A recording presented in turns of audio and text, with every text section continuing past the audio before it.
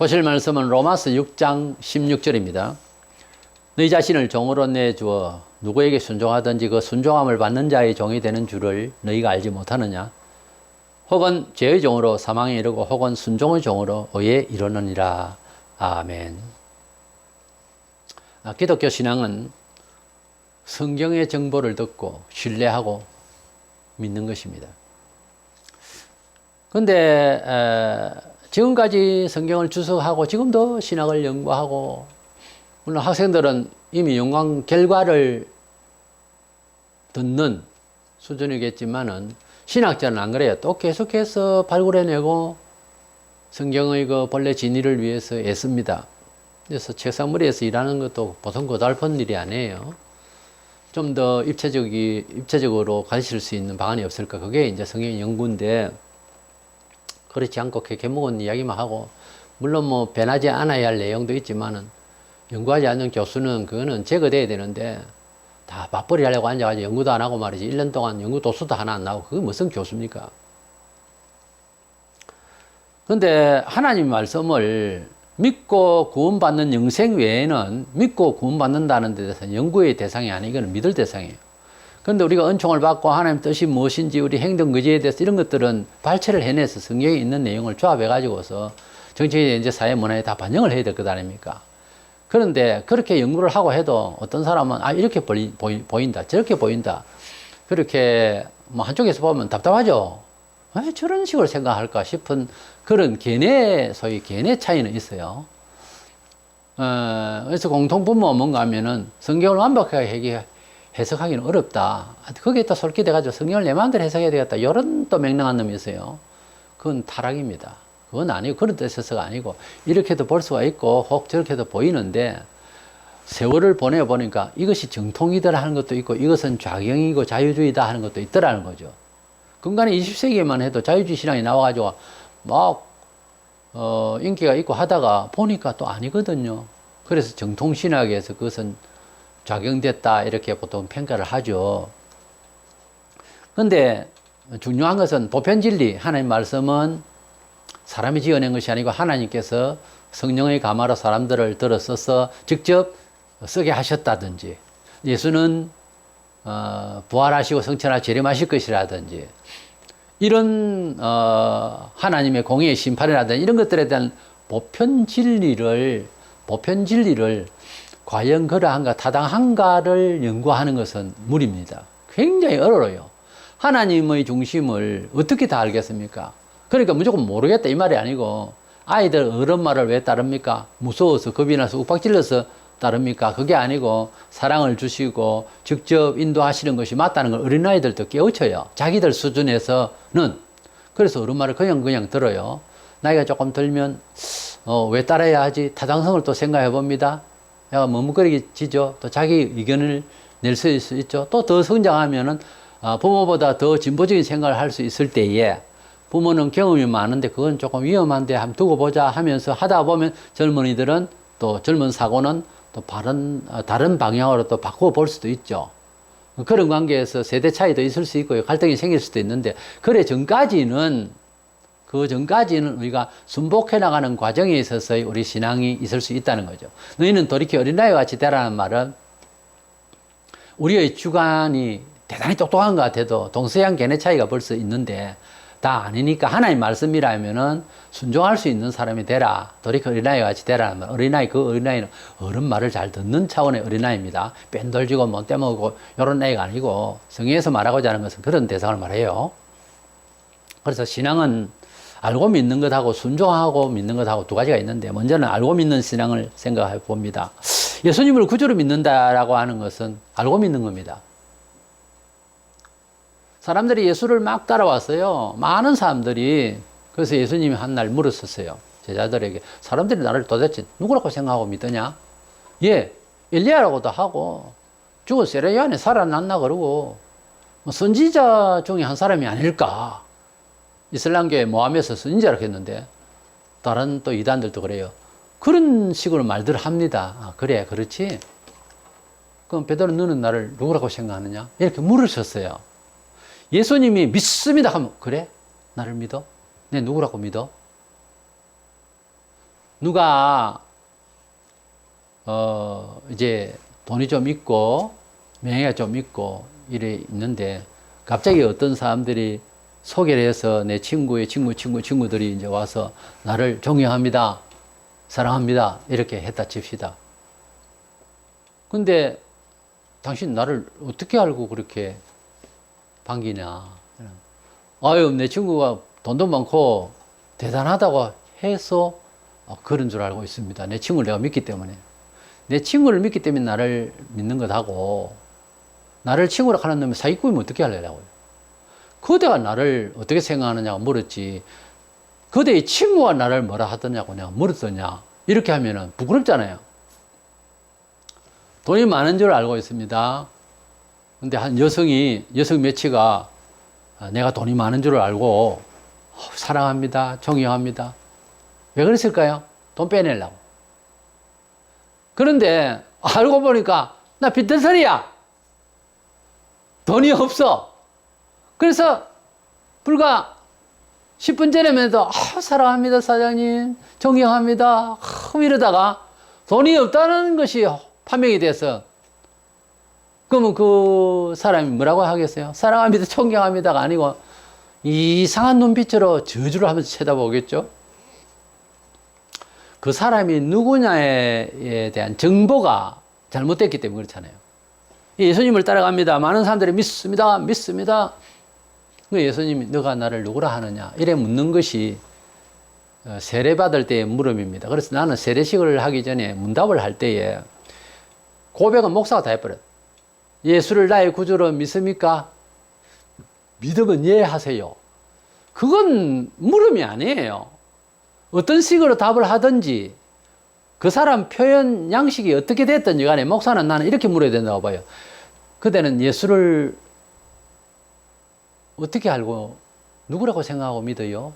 이렇게 물어야 돼요, 그냥. 그러면 아멘 이래 할 수 없잖아요.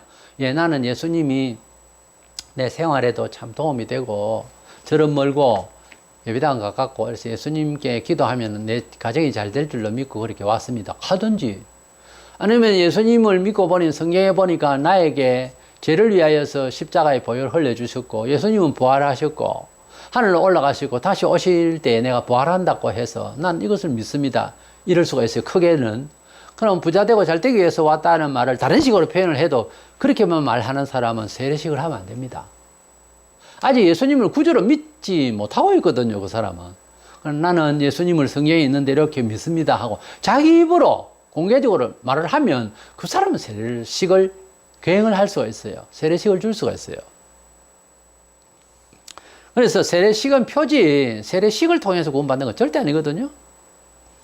에베소 4장 13절 우리가 다 하나님의 아들을 믿는 것과 아는 일에 하나가 되어 온전한 사람을 이루어.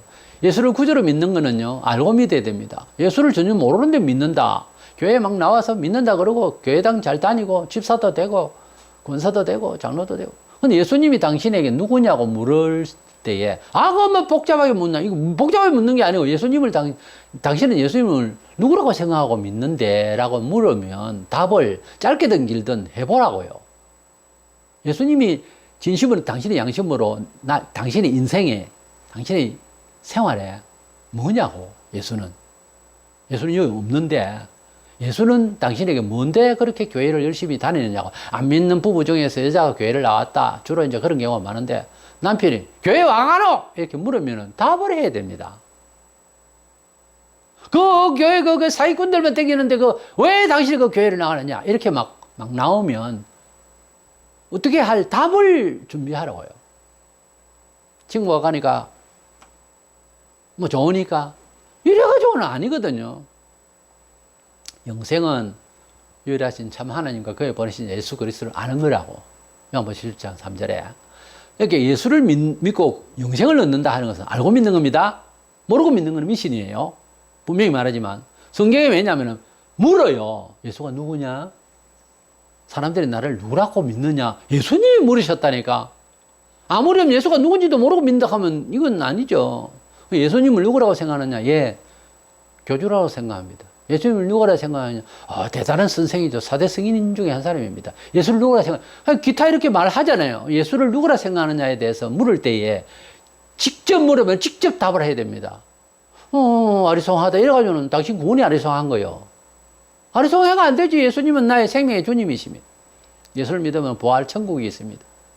바로 어느 식으로든지 성경에 있는 정확한 정통을 이야기하라고요. 두 번째로, 순종하는 믿음이 있습니다. 순종하는 믿음이라고 하는 것은 이런 겁니다. 영생천국 말고 일상생활에서 믿음으로 사는 데 있어서 하나님의 말씀을 일일이 다 해석을 못해요. 공부를 하는 시간에 성경 공부를 자세히 참여해보면 내가 평소에 믿고 있기는 있는데 이렇게 깊은 뜻이 있었네 할 정도로 굉장히 신학적으로 분석에 들어가면은 또 성경 자체를 계속 읽어나가면 깊은 뜻이 막 나와요. 근데 어느 천년에 그거 다 연구하냐고. 지금까지 성경 해석한다고 지금 신학자들은 고생을 하는데 다 못하고 있거든요. 전에는 이렇게 해석했는데 아니네 이럴 수도 있어요. 그거 닦고 해서 구원받고 안 받고가 아니라고. 예수님을 구주로 믿으면 구원받아요. 그 외에는 어려워요. 근데 어렵다고 덮어놓을 건 아니고 너무 몰라도 그렇잖아요. 세상에서 지식이 있어도 책을 10권 읽은 사람하고 1000권을 읽은 사람하고 대화 수준이 같겠습니까? 대화가 되겠어요 둘이가? 어렵습니다. 한 사람이 아는 사람이 모른 척하고 휘둘러서 대화를 맞춰가야 돼. 눈높이를 해서. 힘들잖아요. 계속해서 친구하기는 힘들지. 적어도 500권 읽은 사람과 1000권 읽은 사람은 어떻게들 한 권 읽고 이야기 다 하고 다 했다 그러고 10권 읽은 사람하고 같겠어요. 책을 말하자면은 교양 수준과 생활의 고난과 환난과 이러한 여러 가지의 그 삶에 있어서의 투쟁이 전혀 없이 온실에서 자랐다시 곱게 자란 사람하고 세상 어렵게 살면서 힘들고 인내하고 눈물 콧물 흘리면서 살아온 사람하고 둘이 가지고 친구가 될 수 있다고 생각하세요? 안 됩니다. 너무 온실에서 자란 사람은 그저 자기가 공주인 줄 알고 자기가 왕자인 줄 알고만 살던 사람은 대화가 안 돼요. 그래서 실제 공주로만 있는 사람은 정치를 해나가면 어느 나라든지 어렵습니다. 공주로만 있던 사람이 어렵다고요. 그게 험악한 사람이 얼마나 많은데 리더가 되려면 믿음을 진행하는 과정에서 삶의 신앙은요 아브라함에게 볼 수 있습니다. 아브라함 믿음의 조상이라 하잖아요. 영생의 조상이 아니고 하나님을 믿는 생활의 조상이라는 거예요. 히브리 11장 8절에 믿음으로 아브라함은 부르심을 받았을 때에 순종하여 장래의 유업으로 받을 땅에 나아갈새 갈 바를 알지 못하고 나아갔다. 하나님께서 아브라함 그 가족이 같이 살던 동네에서 아브라함아 부르시고 나하고 가자.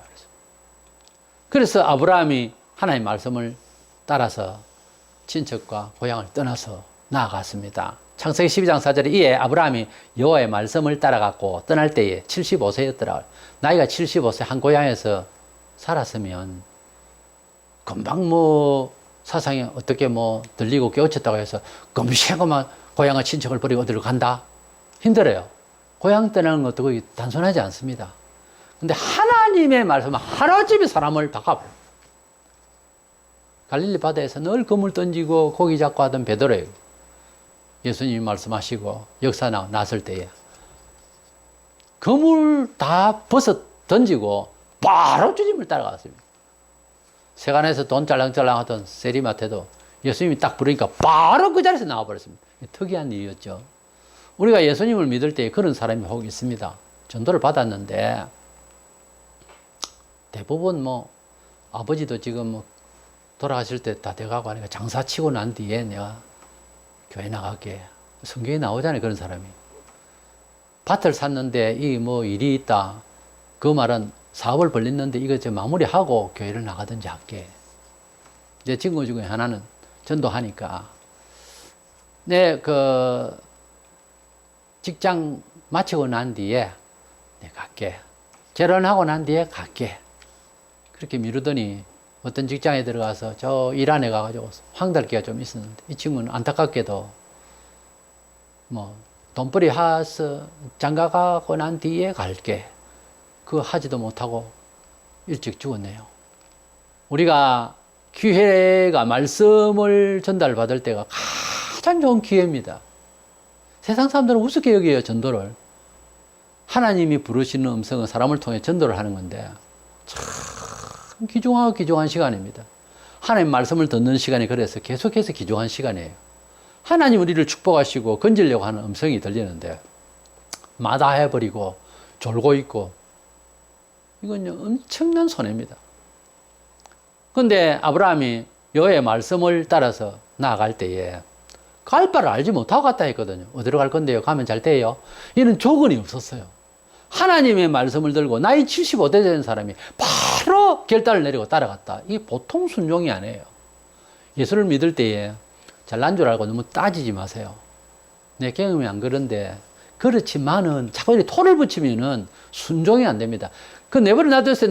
내 하는 행동이 맨 그대로입니다. 뭐 내 자유입니다. 그래서 어떻습니다. 내가 낸데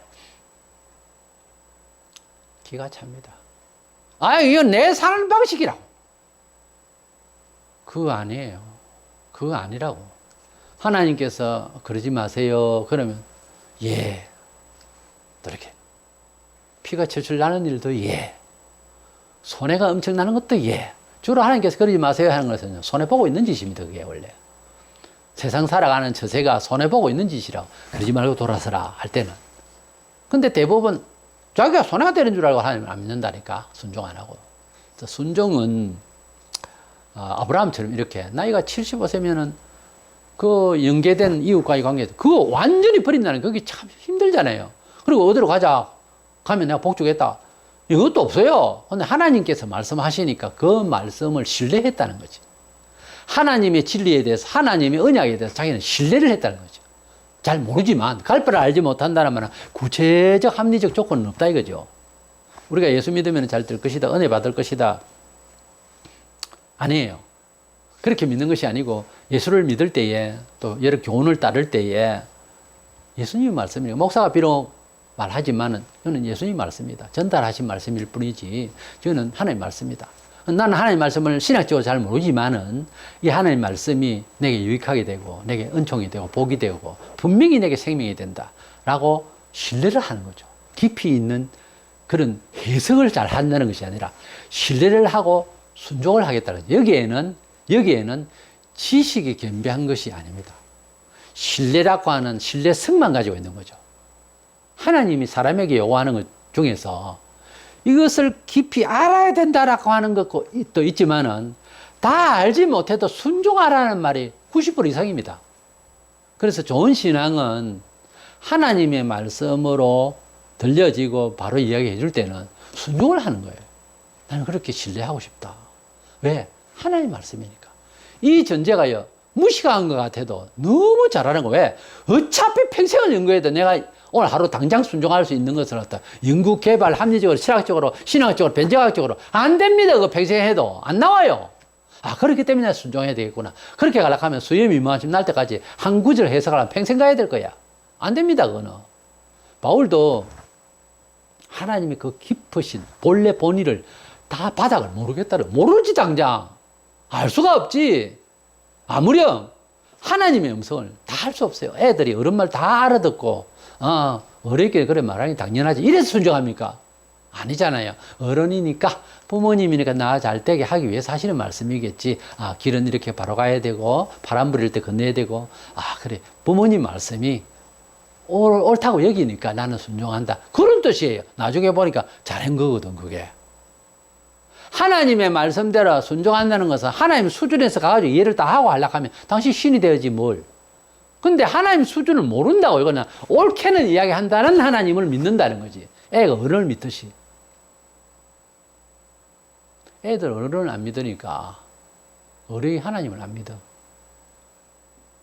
애들이 어른을 순종 안 하니까 어른들이 하나님을 순종하지 않아요. 상황이 그렇게 돌아가고 있어요. 애들도 어른을 순종하려면 어른이 하나님을 순종해야 돼요. 이래서 신앙에는 두 가지로 예수님이 누구다는 것을, 성경이 하나님 말씀이라는 것을 똑똑히 깨닫고 알고 믿는 것, 영생신앙입니다.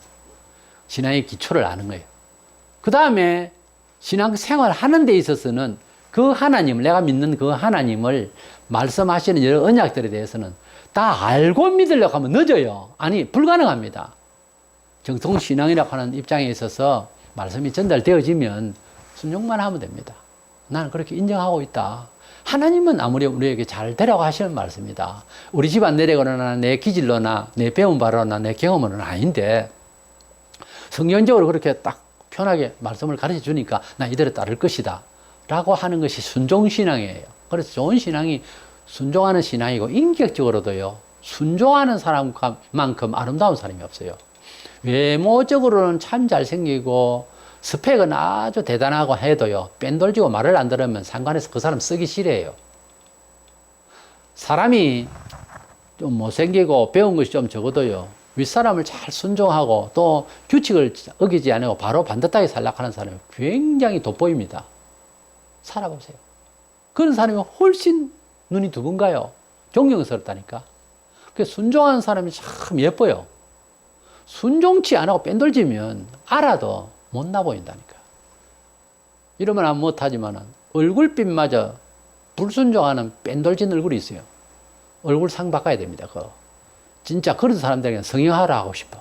뭐 안 때먹게 생긴 얼굴이 있거든요. 욕심이 더 뒤집어 붙어가지고 빼딱하게 쳐다보고 눈빛도 그거 고쳐야 됩니다. 그 거울 보고 매일. 사람이 부드러워야 돼요. 사람들에게 순종하고 또 지혜롭고 선도적이고 그런 눈빛과 태도를 취해야지. 빼딱하게 사람 쳐다보고 뭔 말을 하면 빼딱하게 보고 말 안 듣게 생겨가지고 그러면 안 됩니다. 사람 사이에도 순종은 참 아름다운 거예요. 그래서 우리가 부모님을 공경하며 이것은 순종하는 가운데 되어진다 하는 점을 알고 윗사람에 대한 공경과 순종심, 그것이 나아가서 하나님의 말씀을 다 순종하는 것. 부모님을 자식이 다 안다 거짓말이에요. 오죽했으면 시집장가 가서 아이 낳아봐야 안다고, 그것도 출가를 시켜봐야 안다고. 이제는 저는 부모님을 조금은 알 것 같아요. 부모님이 날 낳아주신 것은 40세 되던 해에 얼마나 울었는지 모릅니다. 그날 알았고, 그리고 자식들을 출가시켜 난 뒤에 또 눈물이 나서 그제서 부모를 더 알게 됐습니다. 그만큼 늦어요, 우리가. 그러니 순종을 하는 것이 맞다는 거예요. 하나님 말씀을 순종해보면 은총을 받습니다. 그제서 알아요. 하는 말씀이 맞구나. 과연 맞았구나. 그렇게 늦지 말고, 더디 믿지 말고 부모님도 공경하면서, 믿으면서 순종하는 우리가 되기를 원합니다.